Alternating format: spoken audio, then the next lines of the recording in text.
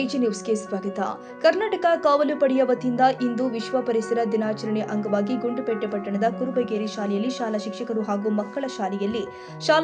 ಹಾಗೂ ಮಕ್ಕಳ ಸಮ್ಮುಖದಲ್ಲಿ ಗಿಡ ನೆಟ್ಟು ಮಕ್ಕಳಿಗೆ ಸಿಹಿಯನ್ನು ವಿತರಿಸುವುದರ ಮೂಲಕ ಪರಿಸರ ದಿನವನ್ನು ಆಚರಿಸಲಾಗಿದೆ.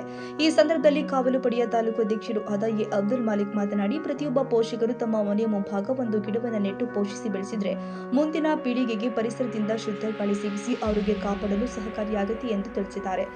ವಿಶ್ವ ಪರಿಸರ ದಿನಾಚರಣೆಯಾಗಿ ಒಂದು ಅಂಗವಾಗಿ ಕರ್ನಾಟಕ ಕಾವಲು ಪಡೆಯಿಂದ ವಿಶೇಷವಾಗಿ ಪ್ರತಿ ವರ್ಷ ಶಾಲೆ, ದೇವಸ್ಥಾನ, ಮಸೀದಿ, ಚರ್ಚು, ಧಾರ್ಮಿಕ ಕ್ಷೇತ್ರಗಳಲ್ಲಿ, ಧಾರ್ಮಿಕ ಸ್ಥಳಗಳಲ್ಲಿ, ಎಲ್ಲ ಶಾಲೆಗಳಲ್ಲಿ ನಿರಂತರವಾಗಿ 15 ವರ್ಷದಿಂದ ಈ ಪರಿಸರ ದಿನಾಚರಣೆ ಆಚರಣೆ ಮಾಡ್ತಾ ಇದ್ದೇವೆ. ಅದೇ ಆ ನಿಟ್ಟಿನಲ್ಲಿ ಈ ವರ್ಷ ನಮ್ಮ ಕುರುಬಗೇರಿ ಶಾಲೆ, ಯಾಕಂದರೆ ಈ ಶಾಲೆಯಲ್ಲಿ ನನ್ನ 3 ತಮ್ಮಿದ್ರು, ಒಂದು ತಂಗಿ ಇಲ್ಲೇ ಓದಿರೋದು. ಅದಕ್ಕಿಂತ ಮುಖ್ಯವಾಗಿ ನಮ್ಮ ಟೌನ್ ಉಪಾಧ್ಯಕ್ಷ ಸಾದಿಕ್ ಮಾತ್ರ ಅವರು ಇಲ್ಲೇ ಓದಿರ್ತಕ್ಕಂಥ ಒಂದು ಶಾಲೆ. ಅವರು ಕೂಡ ನೋಡದೆ ಮಾತಾಡೋದು ಭಾವುಕರಾದರು. ಹಳೆಯದನ್ನು ಒಂದು ಬಾಲ್ಯದ ನೆನಪು ಅವ್ರಿಗೆ ಬಂದ್ಬಿಟ್ಟು ಆ ಮಾತಲ್ಲೇ ಕೇಳ್ಕೊಂಬಿಟ್ಟೆ. ಹಾಗಾಗಿ ಈ ಒಂದು ವಿಚಾರ ಹೇಳೋದು ಏನಪ್ಪ ಅಂತಂದರೆ, ಮಕ್ಕಳ ಎಲ್ಲರೂ ಕೂಡ ಬಹಳ ಮುಖ್ಯವಾಗಿ ಒಂದೊಂದು ಗಿಡ ಬೆಳೆಸಿ ಆಮ್ಲಜನಕವನ್ನು ನಾವು ತಯಾರು ಮಾಡ್ಕೋಬೇಕಾಗಿದೆ. ಎಲ್ಲರೂ ಪರಿಸರದ ಕಾಳಜಿ ವಹಿಸಬೇಕು ಅಂತ ಈ ಸಂದರ್ಭದಲ್ಲಿ ಹೇಳೋ ಮೂಲಕ ನಾನು 2 ಮಾತು ಮುಗಿಸ್ತಾ ಇದ್ದೇನೆ. ಜೈ ಕರ್ನಾಟಕ. ಶಾಲೆಯ ಮುಖ್ಯ ಶಿಕ್ಷಕರು ಆದ ಸಿದ್ದರಾಜು ಮಾತನಾಡಿ, ಕಾವಲು ಪಡೆಯ ಕಾರ್ಯವೈಖರಿಯ ಬಗ್ಗೆ ಮೆಚ್ಚುಗೆ ವ್ಯಕ್ತಪಡಿಸಿದರು. ಇದೇ ವೇಳೆ ಕನ್ನಡ ಪರ ಹಿರಿಯ ಹೋರಾಟಗಾರರು ಆದ ಬ್ರಹ್ಮಾನಂದ ಮಾತನಾಡಿ, ಮಕ್ಕಳಿಗೆ ಪರಿಸರದ ಬಗ್ಗೆ ತಿಳಿಸಿದರು. ಹಾಗೂ ಈ ಒಂದು ವೇದಿಕೆ ಮೇಲೆ ಆಚರಿಸಿದ ಗೌರವದಿಂದ ಕರ್ನಾಟಕ ಕಾವಲು ಪಡೆ ಸರ್ವೋಚ್ಚ ಹಾಗೂ ನಮ್ಮ ಶ್ರೀಯುತ ಬ್ರಹ್ಮ ದೇವರವರು ಹಾಗೂ ಅಂಗನವಾಡಿ ತಮ್ಮೆಲ್ಲರಿಗೂ ತಿಳಿದ ಹಾಗೆ ಈ ದಿನ ನಾವು ನಮ್ಮ ಶಾಲೆಯಲ್ಲಿ ವಿಶ್ವ ಪರಿಸರ ದಿನಾಚರಣೆಯನ್ನು ಆಚರಣೆ ಮಾಡ್ತಾ ಇದ್ದೀವಿ. ಈ ಒಂದು ವಿಶ್ವ ಪರಿಸರ ದಿನಾಚರಣೆಯ ಮಹತ್ವವನ್ನು ನಮ್ಮ ಸ್ನೇಹಿತರು ಸರಳವಾಗಿ ಹೇಳಿದ್ದಾರೆ. ಪರಿಸರ ರಕ್ಷಣೆ ಮಾಡ್ತಕ್ಕಂಥ ಇದರ ಮುಖ್ಯ ಉದ್ದೇಶ. ಹಾಗೆಯೇ ಪ್ರತಿಯೊಬ್ಬರು ಸಹ ಪ್ರತಿಯೊಂದು ಮನೆಯಲ್ಲೂ ಸಹ ನಾವು ಸಹ ಹೇಳಿದ್ವಿ, ನಿಮಗೆ ನಿಮ್ಮ ತಾಯಂದಿರು ಅಥವಾ ತಂದೆ ಅಥವಾ ನಿಮ್ಮ ಮನೆಯಲ್ಲಿ ಯಾರಾದರೂ ಇರ್ಬೋದು, ಒಂದು ಗಿಡವನ್ನು ನೆಟ್ಟು ಒಂದು ಫೋಟೋವನ್ನು ಶೇರ್ ಮಾಡಿ ಅದು ಯಾವುದು ಉತ್ತಮವಾಗಿರುತ್ತೆ ಅದಕ್ಕೆ ಬಹುಮಾನವನ್ನು ಸಹ ನಮ್ಮ ಕಚೇರಿಯಿಂದ ವಿತರಣೆ ಮಾಡ್ತಿರೋದು. ನೀವು ಯಾರು ಸಹ ಮಾಡ್ತಾಯಿಲ್ಲ, ನಿಮ್ಮ ವಾಟ್ಸಪ್ಪಲ್ಲೇ ಫೋಟೋ ತೆಗೆದು ನಿಮ್ಮ ವಾಟ್ಸಪ್ಪಲ್ಲಿ ನನ್ನ ನಂಬರ್ ಎಲ್ಲರದ್ದು ಇದೆ, ಅದನ್ನು ಕಳಿಸ್ಕೊಡಿ. ಅದನ್ನು ನಾವು ಮೇಲ್ಮಟ್ಟಕ್ಕೆ ಕಳಿಸ್ಕೊಡ್ತೀವಿ. ತಮ್ಮೆಲ್ಲರೂ ತಿಳಿದ ಹಾಗೆ ನಾವು ವಿಶ್ವ ಪರಿಸರ ದಿನಾಚರಣೆಯನ್ನು 1972ರಲ್ಲಿ ವಿಶ್ವಸಂಸ್ಥೆ ಘೋಷಣೆ ಮಾಡುತ್ತಿದೆ. 1972ರಲ್ಲಿ ಇದನ್ನು ನಾವು 1973ರಿಂದ ಆಚರಣೆ ಪ್ರಾರಂಭ ಆಗುತ್ತೆ. ನಾವು ಪ್ರತಿ ವರ್ಷ ಜೂನ್ 5ನೇ ತಾರೀಕು ವಿಶ್ವ ಪರಿಸರ ದಿನಾಚರಣೆಯನ್ನು ಆಚರಣೆ ಮಾಡ್ತೀವಿ. ಇದರ ಉದ್ದೇಶ ಇಷ್ಟೇ, ಪರಿಸರ ರಕ್ಷಣೆ ಮಾಡಬೇಕಂತೇಳಿ. ಮರಗಿಡಗಳನ್ನು ನೆಡ್ತಕ್ಕಂಥದ್ದು, ಮರಗಿಡ ನೆಟ್ಟಿದ್ರೆ ಸಾಲದು, ಅದನ್ನು ಸಂರಕ್ಷಣೆ ಮಾಡಬೇಕು. ಮತ್ತು ಪರಿಸರದಲ್ಲಿ ಸಮತೋಲನವನ್ನು ಕಾಪಾಡ್ತಕ್ಕಂಥದ್ದು. ಇವತ್ತು ನೋಡ್ತಾ ಇದ್ದರೆ ವಾತಾವರಣ ತುಂಬ ಕೆಡ್ತಾ ಇದೆ. ಅದಕ್ಕೆ ಕಾರಣ ಯಾರು ಅಂದರೆ ನಾವೇನು ಮಾಡಬೇಕು ಅಂತಂದರೆ ಆ ಪರಿಸರವನ್ನು ಸಂರಕ್ಷಣೆ ಮಾಡಬೇಕು. ಕಾರಣ ಏನು ಅಂದರೆ ಮುಂದಿನ ಪೀಳಿಗೆಗೆ ಅದು ಕೊಡುಗೆ ಅದು. ಯಾಕಂದರೆ ಸಂಪನ್ಮೂಲಗಳ ಬಗ್ಗೆ ಹೇಳ್ಬೇಕಾದ್ರೆ ನಿಮಗೆ ಪಾಠ ಮಾಡುವಾಗ ಹೇಳ್ತೀವಿ, 2 ರೀತಿಯ ಸಂಪನ್ಮೂಲ ಇದೆ. ಮುಗಿದು ಹೋಗುವ ಸಂಪನ್ಮೂಲ, ಮುಗಿಯದ ಸಂಪನ್ಮೂಲ ಅಂತೇಳಿ. ಈಗ ನೀರು, ವಿದ್ಯುತ್, ಇವೆಲ್ಲ ಮಿತವಾಗಿ ನಾವು ಬಳಸಬೇಕು. ಅದನ್ನು ಮಿತವಾಗಿ ಬಳಸಿದಾಗ ಏನಾಗುತ್ತೆ, ಮುಂದಿನ ಪೀಳಿಗೆಗೆ ಅನುಕೂಲ ಆಗುತ್ತೆ.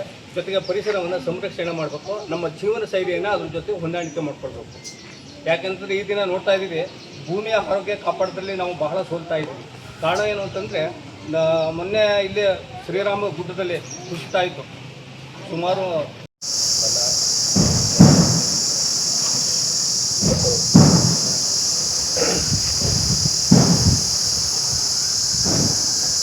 ಗಿಡಗಳು ನಡೋದು ಏನಕ್ಕೆ ಅಂತ ಗೊತ್ತಾಯ್ತಾ ನಿಮಗೆ? ಏನಕ್ಕೆ ಗಿಡಗಳು ಗಿಡಗಳು ನಡಿದ್ರೆ ಏನು ಪ್ರಯೋಜನ, ಏನಿದೆ ಅದರಲ್ಲಿ ಗುಣ ಅಂತ ಗೊತ್ತಾಯ್ತಾ? ಹಣ್ಣು ಸಿಗುತ್ತೆ, ಕಾಯಿ ಸಿಗುತ್ತೆ ಅಲ್ವಾ? ಅದರಿಂದ ದೊಡ್ಡದಾಗಿ ಆಕ್ಸಿಜನ್ ಸಿಗುತ್ತೆ. ಈಗ ಏನಾಗ್ತಾ ಇದೆ ಗೊತ್ತಾ, ನಮ್ಮ ಪರಿಸರ ಸಂಪೂರ್ಣವಾಗಿ ಹಾಳಾಗ್ತಾ ಇದೆ. ಗಾಡಿಗಳಿಂದ ಹೊಗೆ ಬಂದು ಬೇರೆ ಥರ ಪ್ಲಾಸ್ಟಿಕ್ ಮಾಲಿನ್ಯಗಳು ಅದು ಇದೆಲ್ಲ ಆಗಿ ಗಿಡಗಳು ಎಲ್ಲನೂ ಹಾಳಾಗ್ತಾ ಇದೆ. ಇದು ಆಕ್ಸನ್ ಪಾಳಿ ಅಂತ ಒಂದು ಪಾಳಿ ಇದೆ, ಅದ್ರ ಬಗ್ಗೆ ಎಲ್ಲ ನೀವು ಯಾರಾದರೂ ಕೇಳಿದಿರಾ? ಅದಕ್ಕೆ ತೂತು ಬಿದ್ದು ಭೂಮಿಗೆ ಏನಾಗ್ತಾ ಇದೆ, ರಶ್ಮಿಗಳು ಬರ್ತಾ ಇದೆ. ಅದು ಬಂದಾಗ ಮನುಷ್ಯರು ಅದು ಸಂಪೂರ್ಣ ಸಂಪೂರ್ಣವಾಗಿ ಭೂಮಿಗೆ ಬಂದ್ಬಿಟ್ರೆ ಮನುಷ್ಯನೇ ಇಲ್ಲ, ಭೂಮಿನೇ ಇಲ್ಲ. ಈ ಅವಸ್ಥೆಯಲ್ಲಿ ನಾವೇನು ಮಾಡಬೇಕು, ಅದನ್ನೇ ತಡೆಯಬೇಕಾದ್ರೆ ಜಾಸ್ತಿ ಆಕ್ಸಿಜನ್ ಪ್ರೊಡ್ಯೂಸ್ ಮಾಡೋದಕ್ಕೆ ನಮ್ಮ ಭೂಮಿಯಲ್ಲಿ ನಾವು ಗಿಡಗಳು ನಟ್ಟು ಒಂದೊಂದು ಗಿಡಗಳಿಂದ ಆಕ್ಸಿಜನ್ ಪ್ರೊಡ್ಯೂಸ್ ಮಾಡ್ತೀವಿ. ನಾವು ನಮಗೆ ದೇವರು ಮಾಡಿರೋ ಒಳ್ಳೆಯ ಒಂದು ಇದೆ ಏನಂದರೆ, ನಾವು ಈ ಬಂದೀಪುರ ಫಾರೆಸ್ಟ್ ಹತ್ರ ಮನೆಯಾಗಿದೆ ಅಂತ ನಮಗೆ ಒಳ್ಳೆ ಆಕ್ಸಿಜನ್ ಸಿಗುತ್ತೆ. ಡೆಲ್ಲಿನಲ್ಲಿ ನಾವೆಲ್ಲ ಪತ್ರಿಕೆಯಲ್ಲಿ ಓದಿರ್ಬೋದು, ಟಿ ವಿಯಲ್ಲಿ ನ್ಯೂಸ್ ನೋಡಿರ್ಬೋದು, ಅಲ್ಲಿ ಮನುಷ್ಯನಿಗೆ ಉಸಿರಾಡೋಕ್ಕೆ ಆಯ್ತಾ ಇಲ್ಲ. ಏನು ಕಾರಣ? ಮರಗಳು ಕಮ್ಮಿ, ಜನಗಳು ಜಾಸ್ತಿ. ನಾಳೆ ಈ ಪ್ರಪಂಚ ಇಲ್ಲ ಅಂತ ಗಡ್ಡ ಬಂದರೂ ಕೂಡ ನಿಮ್ಮ ಕೈಯಲ್ಲಿ ಒಂದು ಬೀಜ ಇದ್ದರೆ ಅದು ಭೂಮಿ ಜಾಸ್ತಿ ಅಂತ. ನಾಳೆ ಈ ಪ್ರಪಂಚ ಇಲ್ಲ ಅಂತ ಒಂದು ಅವಸ್ಥೆ ಬಂದರೂ ಕೂಡ ನಿಮ್ಮ ಕೈಯಲ್ಲಿ ಒಂದು ಬೀಜ ಇದ್ದರೆ ಅದು ಭೂಮಿಯಲ್ಲಿ ಹಾಕಬೇಕು ಅಂತ. 1,500 ವರ್ಷ ಇಲ್ಲದೇನೆ ಜನಗಳಿಗೆ ಆ ಥರ ಒಂದು ಬುದ್ಧಿ ಇದೆ. ಈ ಭೂಮಿನೇ ಕಾಪಾಡೋದಾಗಲಿ. ಅದಕ್ಕೆ ಎಲ್ಲರಿಗೂ ಧನ್ಯವಾದಗಳು. ಜೈ ಹಿಂದ್, ಜೈ ಕರ್ನಾಟಕ. ಕಾರ್ಯಕ್ರಮದ ನಿರೂಪಣೆಯನ್ನ ತಾಲೂಕು ಕಾರ್ಯದರ್ಶಿ ಎಸ್ ಮುಬರಕ್ ನೆರವೇರಿಸಿದ್ರು. ತಾಲೂಕು ಗೌರವಾಧ್ಯಕ್ಷರು ಆದ ರಾಮೇಗೌಡ, ತಾಲೂಕು ಸಂಚಾಲಕರು ಆದ ಕುಂಚುಟಿ, ಟೌನ್ ಉಪಾಧ್ಯಕ್ಷರು ಆದ ಸಾದಿಕ್ ಪಾಷಾ, ಟೌನ್ ಸಂಚಾಲಕರು ಆದ ಮಿಮಿಕ್ರಿ ರಾಜು, ಜಾಹಿರ್ ಹುಸೇನ್ ಸೇರಿ ಶಿಕ್ಷಕ ವೃಂದದವರು ಆದ ನಾಗೇಂದ್ರ, ಅಂಗನವಾಡಿ ಶಿಕ್ಷಕರು ಹಾಜರಿದ್ದರು.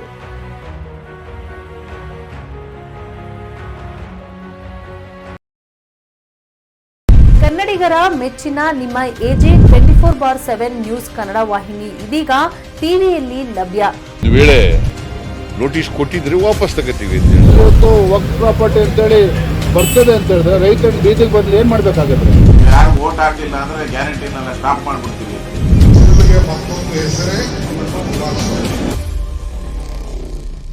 ಕರ್ನಾಟಕ ಮತ್ತು ದೇಶ ವಿದೇಶ 360 ಡಿಗ್ರಿ ಸುದ್ದಿ ಹಾಗೂ ಉತ್ತರ ಕರ್ನಾಟಕ, ಬೆಳಗಾವಿ, ಬಾಗಲಕೋಟೆ, ಧಾರವಾಡ, ಹಾವೇರಿ, ಗದಗ, ಬಿಜಾಪುರ ಜಿಲ್ಲೆಯ ಕ್ಷಣ ಕ್ಷಣದ ವಿವರವನ್ನ ಪಡೆಯುವುದಕ್ಕೆ AJ 24/7 ನ್ಯೂಸ್ ಕನ್ನಡ ವಾಹಿನಿಯನ್ನ ಲೈಕ್ ಮಾಡಿ, ವಿಡಿಯೋಗಳನ್ನ ಶೇರ್ ಮಾಡಿ, ಕಮೆಂಟ್ ಮಾಡುವ ಮೂಲಕ ನಮ್ಮ ವಾಹಿನಿಗೆ ಸಹಕಾರ ನೀಡಿ ಮತ್ತು ಚಾನೆಲ್ ಅನ್ನ ಸಬ್ಸ್ಕ್ರೈಬ್ ಮಾಡಿ.